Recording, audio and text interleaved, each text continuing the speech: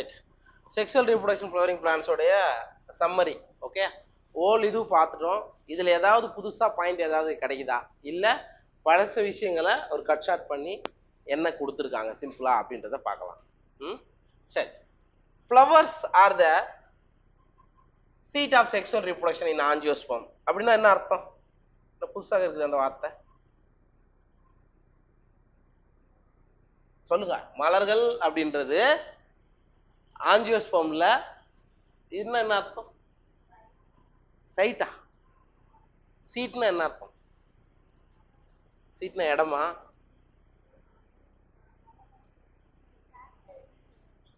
கேரக்டரா? ஆஞ்சியோஸ்பர்ம்ல செக்ஷுவல் ரீப்ரொடக்ஷனுடைய அந்த இடம் எங்க நடக்குதுன்னா ஃப்ளவர்ல நடக்குதுன்னு அர்த்தம். புரியுதா? அதில் தான் நடக்குது செக்ஷுவல் ரீப்ரொடக்ஷனு. ஒரு நிமிஷம், நான் அதை சீட்னா என்னன்னு பார்த்தே சொல்லிடுறேன். சீட்னா இடம், இருக்கை அப்படின்னு நினைக்கிறேன்.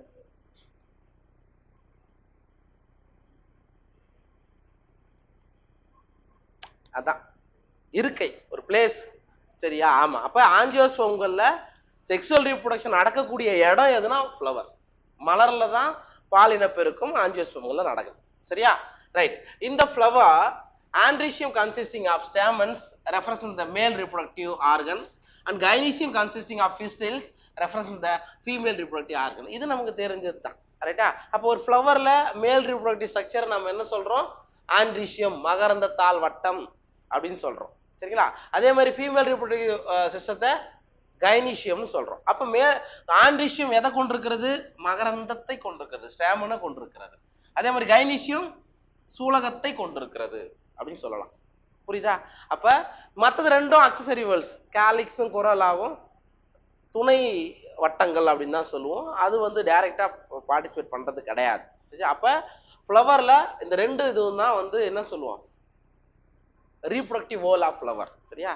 இனப்பெருக்க வட்டம், மலரோடைய இனப்பெருக்க வட்டம்னா அது ஆண்ட்ரீசியம், கைனீசியம் அப்படின்றது தான். அதாவது மகரந்தாள் வட்டமும் சூலக வட்டமும். Typical anther is பைலோப்டு. பொதுவா மகரந்த பை அப்படின்றது எப்படி இருக்கும் அப்படின்னா இரண்டு மடல்களை கொண்டது, அல்லது பைலோப்டுன்னு சொல்லுவாங்க. Or dithecous and tetrasporangiate. சரியா? தீக்கஸ்னால அதான் அறைகள் அப்படின்ற மாதிரி அர்த்தம். டெட்ராஸ்பொரஞ்சியேட் இது வந்து பெரும்பாலும் ஆஞ்சியோஸ்பர்ம்கள்ல இருக்கிறது. டைதீக்கஸ் அண்ட் பைலோப்டு, டெட்ராஸ்பொரஞ்சியேட். இந்த இடத்த கரெக்டாக கொடுத்துருப்பான். பைலோப்டு, டைதீக்கஸ். பைனால 2, டைனால 2, அதுக்குள்ள எத்தனை இருக்குது? 4 கார்னர்லயும் 4 ஸ்பொரஞ்சியம் இருக்கும் அப்படின்றது அர்த்தம். pollen grains develop inside the microsporangia. அப்ப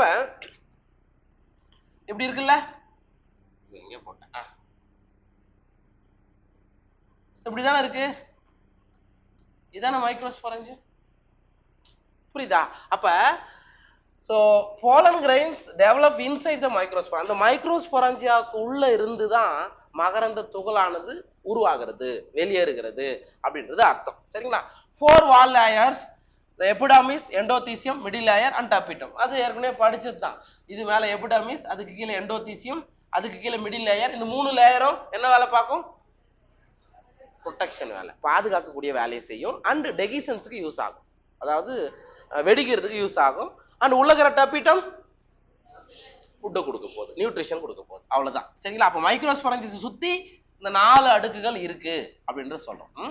cells of the sporogenous tissue lying in the centre of the microsporangium அப்படின்னு என்ன அர்த்தம்? இதான் மைக்ரோஸ்பொரஞ்சியம் சொல்லிட்டேன். இதனுடைய மையத்துல தான் யார் இருக்கா? ஸ்போரோஜினஸ் டிஷ்யூ இருக்குது. அதாவது ஸ்போர் தாய் செல்களை உருவாக்கக்கூடிய டிஷ்யூ தான் ஸ்போரோஜினஸ் டிஷ்யூ.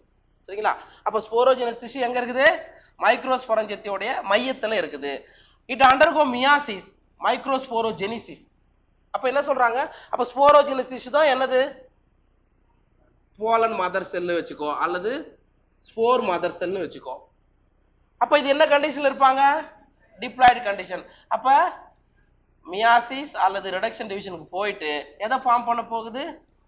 போலன் கிரைனை ஃபார்ம் பண்ணுது. இது என்ன கண்டிஷன்ல இருப்பாரு? ஆப்ளாய்டு. எத்தனை போலன் கிரைன் ஃபார்ம் ஆகும் ஒரு மைக்ரோஸ்பொரஞ்சியம் இருந்து? 4. அதான் போலன் டெட்ராய்டுன்னு சொல்றோம். ஓகேவா? ரைட். அதை கொடுத்துருக்காங்க. To form tetrads of microspores individual microspores mature into pollen grain. Sir தனித்தனியான மைக்ரோஸ்போர்கள் முதிர்ச்சி அடைந்து என்னவாக மாறுகிறது? மகரந்த துகள்களாக மாறுது. கொஞ்சம் அந்த மைக்ரோஸ்போர் தான் மைக்ரோஸ்போரோஜெனிசிஸ் நம்ம படிக்கிறோம். போலன் மதர் செல்ல இருந்து போலன் கிரைன் ஃபார்ம் ஆகிறது, அல்லது மைக்ரோஸ்போர் மதர் செல்ல இருந்து மைக்ரோஸ்போர் ஃபார்ம் ஆகிறதுக்கு பேர் தான் மைக்ரோஸ்போரோஜெனிசிஸ்னு சொல்றோம். அந்த மைக்ரோஸ்போர் கொஞ்சம் மெச்சூர் ஆயிட்டு போலன் கிரைனா ஃபார்ம் ஆகுது, மகரந்த துகளா ஃபார்ம் ஆகுது. சரிங்களா? போலன் கிரைன் ரெஃபரன்ஸ் த மேல் கேமிட்டோபைட்டிக் ஜெனரேஷன். ஸோ ஆண் கேமிட்டோபைட்டிக் தலைமுறையை எது ரெப்ரசன்ட் பண்றாரு? மகரந்த துகள்கள் தான் ரெப்ரசன்ட் பண்ணுது. சரிங்களா? Right. The pollen grains have a two-layered wall, the outer exine and inner intine. அதான படிச்சோம். சரியா? மகரந்த துகளுக்கு வெளியில எக்ஸைன் இருக்கும், உள்ள இன்டைன் இருக்கும். சரிங்களா? The exine is made up of sporopollenin. இது எதனுடைய பாலிமர்? கரோட்டினாய்டுடைய பாலிமர். சரிங்களா? Sporopollenin and as a germ pore. அப்ப எக்ஸைன்ல என்ன இருக்குது? ஸ்போரோபொலினின் இருக்குது, பிளஸ் வேற என்ன இருக்குது? germ pore, வளர் துளை இருக்குது. அந்த துளை வழியா தான் என்ன வரும்? போலன் டியூப் வளர ஆரம்பிக்கும். அந்த இடத்துல தான் எது இருக்காது? ஸ்போரோபொலினின் இருக்காது. germ pore எங்க இருக்குதோ அந்த இடத்துல ஸ்போரோபொலினின் இருக்காது. சரிங்களா? pollen grains may have two cells, one is vegetative cell, another one is generative cell. சரியா? இப்போ பொதுவா போலன் கிரைன்கள் 2 செல் நிலையிலும் இருக்கலாம், 3 செல் நிலையிலும் இருக்கலாம். அப்ப 2 செல் நிலையா இருந்தா ஒரு ஜெனரேட்டிவ் செல், ஒரு vegetative cell. That is vegetative cell இன்னொரு வாட்டி என்ன சொல்றோம்? டியூப் செல், குழாய் செல் அப்படின்னு சொல்லுவோம். சரிங்களா? அதுவே 3 செல்டு ஸ்டேஜும் இருக்கும். அப்ப நம்ம என்ன படிச்சோம்? பெரும்பாலான ஆஞ்சியோஸ்போம்கள்ல எத்தனை செல் நிலையில விழும்? 2 செல் நிலையில 60% அப்படிதான் நடக்கும். மீதி இருக்கக்கூடிய 40% என்ன ஸ்டேஜ்ல நடக்கும்? 3 செல். அப்ப 3 செல் ஸ்டேஜ்னா ஒரு டியூப் செல் இருக்கும், அது பிரச்சனை கிடையாது. ஆனா ஜெனரேட்டிவ் செல் என்ன ஆயிடும்? மைட்டாசிஸ் டிவிஷன் மூலமா ரெண்டா பகுப்படைந்து முன்கூட்டியே அந்த என்ன ஆகும்? 2 செல்லா பிரிஞ்சிடும். அதான் ஒரு வெஜிடேட்டிவ் செல்லு 2 மேல் கேமிட். அந்த ஜெனரேட்டிவ் செல் என்ன ஆயிடும்? மைட்டாசிஸ் மூலமா 2 மேல் கேமிட் ஃபார்ம் பண்ணுது. அப்ப 2 மேல் கேமிட் ஒரு வெஜிடேட்டிவ் செல் அப்படி இருந்தா அதை நம்ம என்ன சொல்றோம்? 3 செல்டு ஸ்டேஜ், 3 செல் நிலை அப்படின்னு சொல்றோம். சரிங்களா? At the time of shedding, எப்ப அங்க மேல போய் விழுது இல்ல, அந்த டைம்ல 3 செல் நிலையிலும் இருக்கலாம் அல்லது 2 செல் நிலையிலும் இருக்கலாம். அவ்வளவுதான் கதை. இந்த பிஸ்டிலாஸ். சரி, ஓகே. இது வந்து மேல் ரீப்ரொடக்டிவ் ஸ்ட்ரக்சர் பார்த்தோம். Next female. the pistil has 3 parts. அப்ப கைனீசியம்ன்றது 3 பகுதிகளை கொண்டது: ஸ்டிக்மா, ஸ்டைம் அண்ட் ஓவரி. சரிங்களா? அதாவது சூலக முடி, சூலக தண்டு, சூர்பை. Ovules are present in the ovary. Sir சூல்கள் எங்க இருக்குது அப்படின்னா சூர்பைக்கு உள்ள அமைந்திருக்கிறதுன்னு சொல்றாங்க. the ovules have a stalk called funicle. அந்த ஓவியூல் வந்து ஒரு என்ன பண்ணுது? ஸ்டாக்கை கொண்டு இருக்கிறது.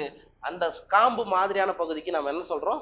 ஃபினிக்கல் அப்படின்னு சொல்றோம். Okay. Protective integuments and an opening called micropyle. வேற என்ன இருக்குதா? இன்டுகுமெண்ட்ஸ் இருக்குது, சூல் உரைகள் இருக்குது, மேல ஒரு ஓப்பனிங் இருக்குது. அதை நம்ம என்ன சொல்றோம்? மைக்ரோஃபைல்னு சொல்றோம். அது என்ன சொல்றோம்? மைக்ரோஃபைல்னு சொல்றோம். சரிங்களா? சென்ட்ரல் டிஷ்யூ இங்க இஸ் த நியூசெல்லஸ். மையத்தில் இருக்கக்கூடிய இந்த டிஷ்யூ என்னது? நியூசெல்லஸ் டிஷ்யூ இருக்குது. in which archisporium differentiate. அதாவது இந்த இடத்துல என்ன செல் இருக்கு அப்படின்னா ஆர்கிஸ்போரியல் இனிஷியல் செல் இருக்கு. இதுல நியூசெல்லஸ்ல இருக்கக்கூடிய அதுக்கு பேர் என்னது? ஆர்கிஸ்போரியம், ஆர்கிஸ்போரியல் செல். இதான் ஃபர்ஸ்ட் டைம் இங்க கேள்விப்படுறோம். முன்னாடி எங்கேயுமே நீங்க படிச்சிருக்க மாட்டீங்க. டெரிடோஃபைட் படிக்கும்போது படிச்சிருப்பீங்க. சரிங்களா? அப்ப ஆர்கிஸ்போரியல் செல் எங்க இருக்குது? நியூசெல்லஸ்குள்ள இருக்குது. சரியா? அது என்ன பண்ணுது? வேறுபாடு அடையுது. a cell of the archisporium, the megaspore mother cell. அப்ப அந்த ஆர்கிஸ்போரியல் இனிஷியல் செல் தான் எதை ஃபார்ம் பண்ணுதுங்க? மெகாஸ்போர் மதர் செல்ல ஃபார்ம் பண்ணுது. இப்ப ஆர்கிஸ்போரியல் செல்ன்றது இங்க இருக்கக்கூடிய செல்லு, அது எதை பண்ணுது? மெகாஸ்போர் மதர் செல்ல ஃபார்ம் பண்ணுது. அப்ப இந்த மெகாஸ்போர் தாய் செல் அகைன் என்ன ஆக போகுது? டிவிஷன். எதை உருவாக்க போகுது? 4 மெகாஸ்போர்ல ஃபார்ம் பண்ண போகுது, 3 அழிஞ்சிட போகுது, 1 ஃபங்க்ஷனா போக போகுது. அதான் கதை. சரிங்களா? Right. And one of the megaspores forms the embryo sac. அப்ப 4ல 3 அழிஞ்சிட்டு போயிட்டு ஒண்ணு தான் என்ன எதை தோற்றுவிக்கிறது? கருப்பையை தோற்றுவிக்கிறது. அந்த எம்ப்ரியோ சாக்குக்கு இன்னொரு பேர் தான் அது ஃபீமேல் கேமிட்டோபைட், பெண் கேமிட்டோபைட்னு அந்த கருப்பையை நம்ம சொல்றோம். ஓகே. த மெச்சூர் எம்ப்ரியோ சாக், முதிர்ச்சி அடைந்த கருப்பை 7 செல் மற்றும் 8 நியூக்ளியஸ் கொண்டதாக இருக்கும். சரியா? மோஸ்ட்லி 7 செல் 8 நியூக்ளியஸ் தான் சொல்றோம். At the micropylar end is the egg apparatus consisting of 2 synergid and an egg cell. அப்ப சூலகத்தோடைய மைக்ரோபைலார் முனையில ஒரு எக் 2 சினர்ஜிட் இருக்கும். இது மொத்தமும் 3 சேர்த்து ஒரு எக் 2 சினர்ஜிட் 3 சேர்த்து நம்ம என்ன சொல்றோம்? எக் அப்பாரட்டஸ் அண்ட சாதனம் சொல்றோம். அது எங்க இருக்குன்னா மைக்ரோபைலார் முனையில. சரிங்களா? at the salazal end are 3 antipodal. சலாசல் முனையில 3 ஆன்டிபோடல் செல்கள் இருக்குது.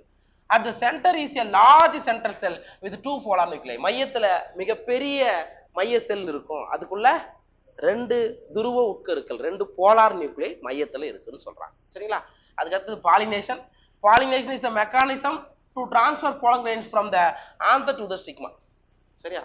ஆந்தர் மகரந்த பையிலிருந்து மகரந்த துகள் சூலக முடிய அடையக்கூடிய நிகழ்வுக்கு பேரு தான் மகரந்த சேர்க்கை அப்படின்னு சொல்றோம். சரிங்களா? Pollinating agents are either abiotic wind and water or biotic. அப்ப மகரந்த சேர்க்கை காரணிகள் எய்தர் உயிரற்ற காரணிகளாக இருக்கலாம், காற்றும் தண்ணீரும். சரியா? உயிருள்ள காரணிகளாக இருக்கலாம், அனிமல்ஸ் பேர்ட்ஸ் எல்லாமே வரும் அப்படின்னு நான் சொல்லிட்டேன். சரிங்களா?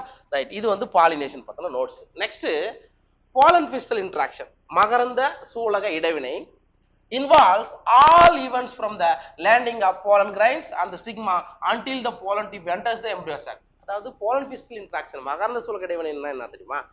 மகரந்த துகள் சூலக முடிய அடைந்ததுல இருந்து அதுக்கப்புறம் என்ன ஈவெண்ட் நடக்கும்? மகரந்த குழல் உள்ள போயிட்டு சினர்ஜிட் வழியா உள்ள என்டர் ஆகுது இல்லையா, அது வரைக்குமே pollen fiscal interaction தான் நம்ம சொல்லுவோம். அதாவது until fertilization, first fertilization நடக்குது இல்ல, அது வரைக்குமே என்னன்னு தான் சொல்லுவோம்? pollen fiscal interaction அப்படின்னு தான் நம்ம சொல்றோம். அதுக்கு அடுத்தது or pollen inhibition when the pollen is incompatible. இது பாரு, இத first time இத கலி படிப்பீங்க. இதுக்கு முன்னாடி எங்க இதுல படிச்சே இருக்க மாட்டீங்க. pollen inhibitionனா என்ன? அதாவது when the pollen is incompatible, அதாவது இப்போ நான் அதிலே சொல்லிட்டேன், நம்மளுடைய கைனீஷியத்தோட ஸ்டிக்மாவே அதோடைய போலன் கிரெயினே விழுந்தா ஒரு சில தாவரங்கள்ல அது என்ன பார்க்கும்? இன்கம்பர்டபிளா மாத்திக்கும். அதாவது செல்ஃப் பாலினேஷன் நடக்காம இருக்கிறதுக்காக அது பண்ணக்கூடிய விஷயங்கள். சரிங்களா? அப்ப போலன் இன்ஹிபிஷன் அப்படின்னா அந்த போலன் கிரெயினை அது முளைக்க செய்யாது அப்படின்னு அர்த்தம். ஓகேவா? Following compatible pollination. சரிப்பா, அதுக்கேற்ற மகரந்த துகள் விழுந்த போது pollen grain germinates and the stigma and the resulting pollen tube grow through the style, enter the ovules and finally discharge 2 male gametes into the one of the synergid. அப்ப compatible ஆன pollen, அதுக்கு ஏத்த pollen grain மேல போய் விழுந்துச்சு அப்படின்னா ஈஸியா pollen tube growth ஆகி போகும். 2 சினர்ஜிட் இருக்குல்ல, ஏதாவது ஒரு சினர்ஜிட் வழியா தான் மகரந்த குழல் உள்ள போகும். அதுல பிலிபாம் அப்பாரட்டஸ் இருக்கும், அது வழி காமிக்கும். சரிங்களா? Right. Angiosperm exhibit double fertilization because two fusion events occur in each embryo sac. சரி, ஆஞ்சியோஸ்போம்கள்ல வந்து இரட்டை கருவுறுதல் நடக்குது. ஏன்னா 2 ஃபியூஷன் நடக்குது அங்க. ஒன்னு எம்ப்ரியோ சாக்ல ஒன்னு வந்து எக்கு கூட ஃபியூஸ் ஆக போகுது, இன்னொன்னு வந்து சென்ட்ரல் செல்ல இருக்கக்கூடிய போலானிக்கோட பேசுவோம். சரியா? அப்ப சின்காமினா 2 கேமிட்டுகள் இணைவது, மேல் கேமிட்டும் ஃபீமேல் கேமிட்டான எக்கும் 2ம் சேகரத்துக்கு பேர் தான் என்னது? சிங்காமி. அண்ட் சென்டர்ல இருக்கக்கூடிய 2 போலார் நியூக்ளியை சேர்ந்து ஒரு சென்ட்ரல் செல்லா இருக்குது இல்ல, அது கூட இன்னொரு ஆண் கேமிட் சேர்ந்தா நம்ம என்ன சொல்றோம்? அது ட்ரிபிள் ஃபியூஷன் சொல்றோம். ஏற்கனவே n+n இருக்குது, பிளஸ் இன்னொரு n சேர்றதால அதை ட்ரிபிள் ஃபியூஷன் மூவிணைவு அப்படின்னு சொல்றோம். The products of this fusion are the diploid zygote and the triploid primary endosperm nucleus in the primary endosperm cell. அதாவது என்ன ப்ராடக்டா கிடைக்குது? சரியா? மேல் கேமெட்டும் ஃபீமேல் கேமெட்டும் ஒன்னா சேர்ந்தா நமக்கு என்ன உருவாகுது? டிப்ளாய்டு சைகோட், இரட்டை மடியத்தன்மை கொண்ட சைகோட் உருவாகிறது. அதே மாதிரி மையத்தில் இருக்கக்கூடிய போலார் நியூக்ளியோட ஒரு ஆண் கேமெட் இணையறதுனால ட்ரிப்ளாய்டு பிரைமரி எண்டோஸ்போம் நியூக்ளியஸ். சரியா? PEN இது என்ன சொல்லுவோம்? பென் பிரைமரி எண்டோஸ்போம் ட்ரிப்ளாய்டு தன்மை கொண்டதாக இருக்கும் இந்த primary endosperm cell. Okay, zygote develops into the embryo and the primary endosperm cell forms the endosperm tissue. அப்ப PEN தான் என்னவா மாறுது? endosperm tissue ஆக மாறுகிறது. zygote தான் என்னவா மாறுது? embryoவா மாறுது. சரிங்களா? formation of endosperm always precedes the development of the embryo. அத நான் சொன்னேனா இல்லையா? embryo வளரதுக்கு முன்னாடியே endosperm வளர்ந்துரும். ஏன்னா வளரக்கூடிய கருவுக்கு எம்பிரியோவுக்கு ஃபுட்டை கொடுக்கிறது யாரோட வேலை? எண்டோஸ்போமோட வேலை, கருவன் திசுவோடைய வேலை. சரிங்களா? The developing embryo passes through different stages such as pro-embryo, globula, heart-shaped stages before maturation. அப்போ ஒரு கருவானது முதிர்ச்சி அடைவதற்கு முன்னாடி first stage bro embryo stage, அதுக்கப்புறம் குளோபுலார் உருண்டை வடிவமா இருக்கும், அதுக்கப்புறம் ஹார்ட் ஷேப்டு, அதுக்கப்புறம் தான் மெச்சூர் எம்ப்ரியோ ஃபார்ம் ஆகும். சரிங்களா? Mature dicotyledonous embryo has two cotyledons and an embryonal axis with epicardial and hypocardial. அதாவது இரு வித்திலை தாவரங்கள்ல கரு பொறுத்த மட்டும் ரெண்டு வித்திலைகளை கொண்டிருக்கும், பிளஸ் கரு அச்சு எம்ப்ரியோனல் ஆக்சிஸ், மேல வித்திலைக்கு மேல இருக்கிறது எபிகார்டைல், வித்திலைக்கு கீழே இருக்கிறது ஹைப்போகார்டைல், அந்த அமைப்பை கொண்டிருக்கும். சரிங்களா?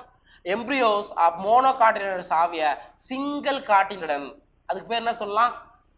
ஸ்குட்டுலம். எதில் சொல்லுவீங்க ஸ்குட்டுலம்னு?